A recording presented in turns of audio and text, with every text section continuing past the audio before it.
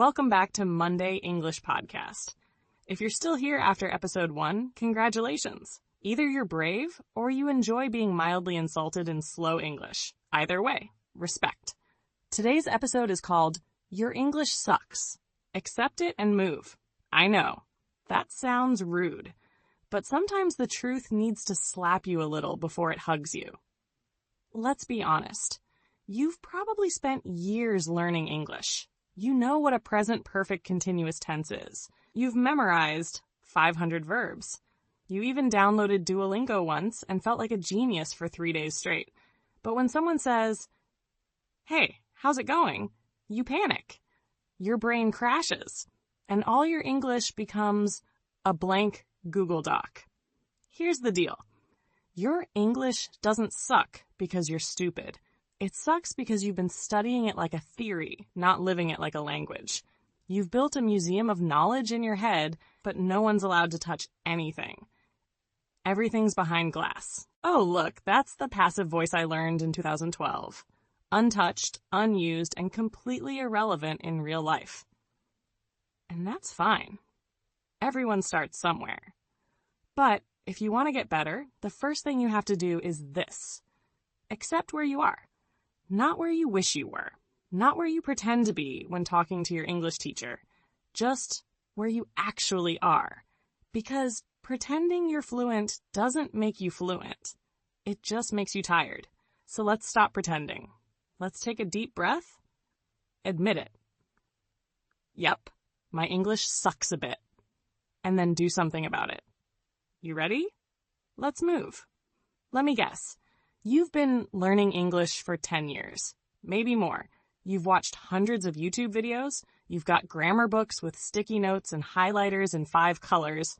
Your phone is full of vocabulary apps you haven't opened since 2021. And yet, put you in front of a real English speaker, and what happens? Silence, sweaty hands, the sudden desire to fake your own death. Why? Because deep down, you've been living in the great illusion. The lie that learning English is the same as using English. It's not. Knowing how to cook is not the same as standing in a hot kitchen, crying over onions, and burning your first pancake. Learning the rules is not the same as playing the game. You've been collecting knowledge like a dragon hoards treasure, sitting on it, guarding it, admiring it, but never spending it. And language? Language is currency. If you don't spend it, it's worthless. Let's be brutal for a second. If someone says, "I've studied English for 10 years," and then can't introduce themselves without having a heart attack, that's not experience. That's exposure. You were around English. You were near it. You watched it from a safe distance like it was a wild animal behind glass. But you didn't use it. Using English means embarrassing yourself. It means saying, "He go to school yesterday," in front of someone, and not bursting into flames. It means being corrected, nodding, and saying, "Cool, thanks, I'll mess up differently next time." You want fluency? You don't get it by waiting. You get it by opening your mouth, failing hard, and coming back for more. Stop lying to yourself that you're almost ready. You're not a cake in the oven. You won't magically become fluent just by sitting there. And here's the punchline. If you had just started speaking badly 5 years ago, you'd probably be speaking well by now. So let's stop this illusion. Let's break the glass, touch the language, burn a few pancakes. Because silence doesn't teach you English. Speaking does. Here's a wild idea. What if you stopped being embarrassed about your mistakes and started owning them like a rock star? I know. You hate making mistakes. You want your English to be perfect. You want people to say, "Wow, I thought you were a native speaker." Instead, they say, what? It hurts. But here's the thing. Perfection is not power. Acceptance is. You know what takes real confidence? Saying something wrong, realizing it, and not crawling into a hole. Let me tell you a story. I once heard someone say very proudly in a meeting, "I am very boring in this job." They meant bored, of course. But guess what? No one died. The world kept spinning. And honestly, that sentence was hilariously honest. Mood captured, message received, 10/10. We laugh, we learn, we move on. Mistakes are not the enemy. Silence is. You're not failing because you make mistakes. You're failing because you're trying to avoid them. And that's like trying to learn how to swim without getting wet. Here's what English learners get wrong. They think mistakes are proof that they're not ready. Reality check. Mistakes are proof that you're trying. You know who doesn't make any mistakes? People who don't say a single word. You want to improve? Then start saying dumb things. Out loud. Start mispronouncing stuff. Start choosing the wrong word. Start getting corrected. And keep going. Because every time you say something wrong, you're actually getting one step closer to saying it right. There's a term I love, mistake confidence. The quiet superpower of people who mess up, laugh, and try again. It's not arrogance. It's knowing that language is messy, and that's okay. It's being okay with sounding like a broken robot now, because one day you'll sound like yourself. So here's your permission slip. Say it badly. Say it proudly. Because if you're waiting to be perfect, you'll be waiting forever. Let's talk about your study habits. Yeah, those flashcards. Those hours spent watching English videos while lying in bed, pretending it counts as practice. Those notebooks full of grammar rules that you treat like sacred scrolls, but never actually use. Let me be clear. What got you here won't get you there. Reading grammar books got you to A2? Great. But that same method won't get you to fluency. It's like trying to fly a plane using a bicycle manual. Good luck. You've been learning passively, absorbing, memorizing, highlighting, nodding at explanations like, ah yes, the past participle of go is gone. Noted. But when someone asks, where did you go last weekend? You stare at them like they just asked you to recite Shakespeare underwater.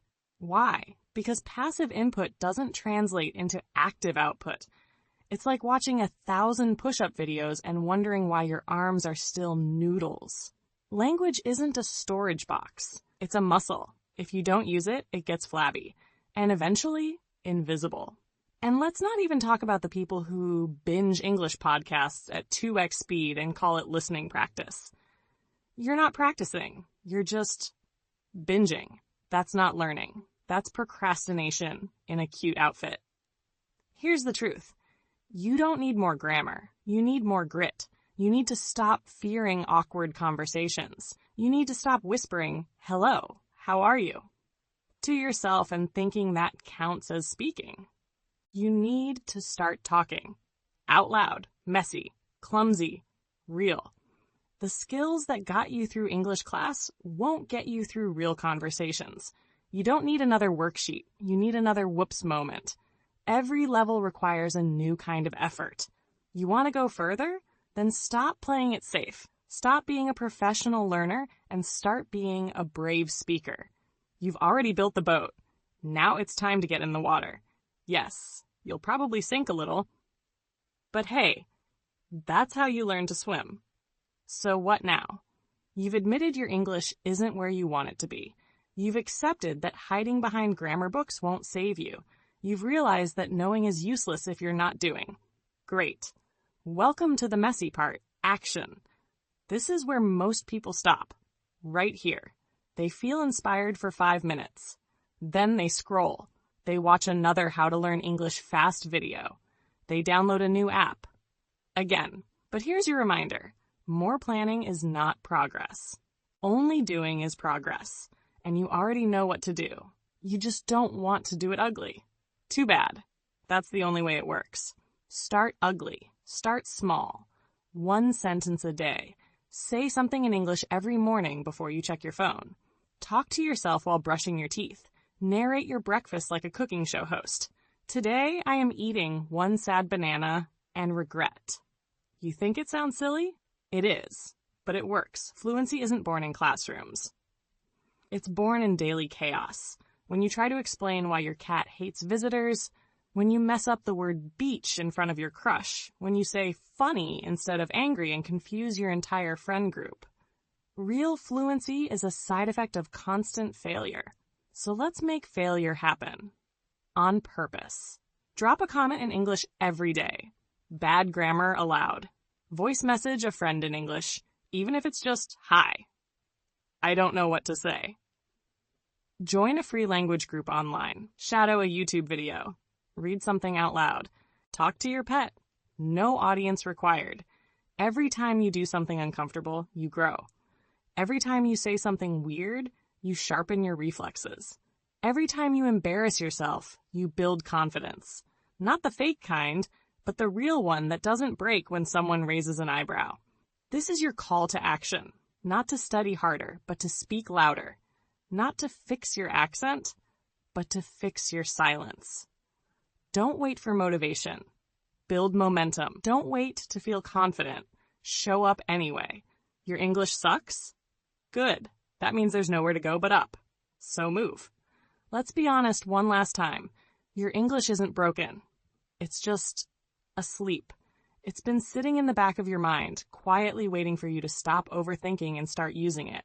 And today, maybe, just maybe, it finally opened one eye. Here's the part no one likes to admit. English isn't hard because of the grammar. It's hard because of the shame, the fear, the voices in your head that whisper, you're not good enough every time you speak. But you know what? Those voices are liars. And frankly, they're boring. Let's stop listening to them. You're not behind. You're not late. You're just stuck in a loop of almost ready. And I'm here to tell you, enough. You don't need another course. You don't need to finish that 30-day challenge you abandoned on day 3. You just need to open your mouth. One messy sentence at a time. I know you're scared of looking stupid. I get it.